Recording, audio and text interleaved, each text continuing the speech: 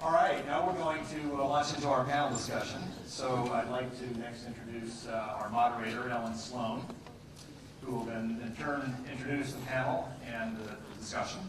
Ellen is also a partner with LASVP. She's been a partner for a couple of years. And in her day job, she's with she's a director with Bank of America's Philanthropic Management Group, one of the sponsors of the event tonight.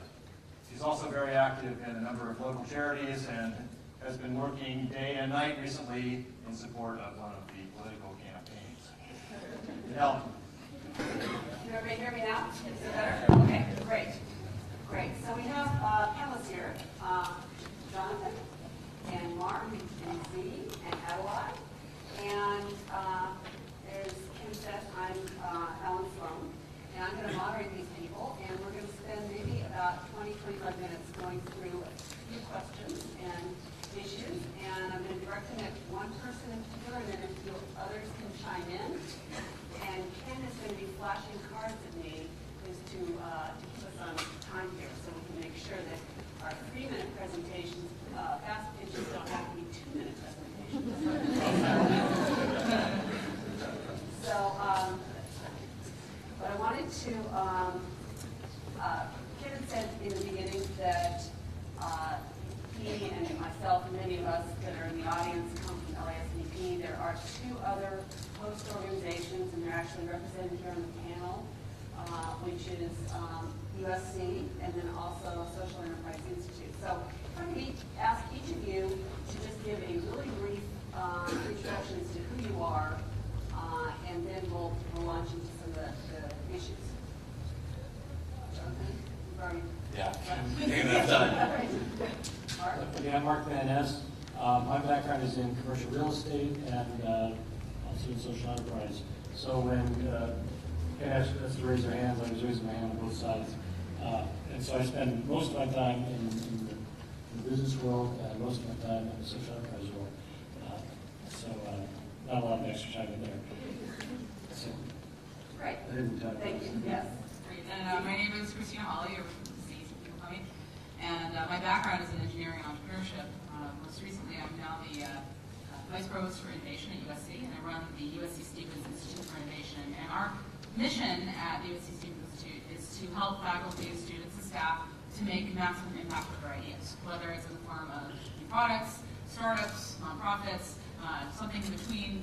And we manage the intellectual property for the university. We also help nurture culture of innovation and work with all the different schools here on campus to help develop skills for a lifetime of innovation. I'm Adlai Wortman. I spent 18 years as an investment banker.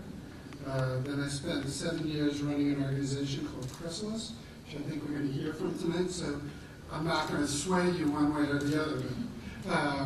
And now I'm a professor of clinical management and organization here at SC at the Marshall School, and just opened the Society and Business Lab here, which is looking at innovative ways that businesses can leverage non-cash resources for social change around the world. So that's why. Great. All right. The first question, and direct actually to you, Z, is if you could talk about maybe the power of nonprofits versus for-profits. Great. Well, I'm sure that a lot of people on this panel have different opinions on this, but I wouldn't want to pick sides. The way I like to define innovation is the process of transforming new ideas into tangible societal impact. So, from my perspective, innovation of any type is very important and makes impact. If you talk to, let's say, Nicholas Negroponte, who started One Laptop for Child, he would say that, no question, being a nonprofit comes with amazing benefits. It's much easier to get partnerships and donations, and there's the goodwill that comes along with that.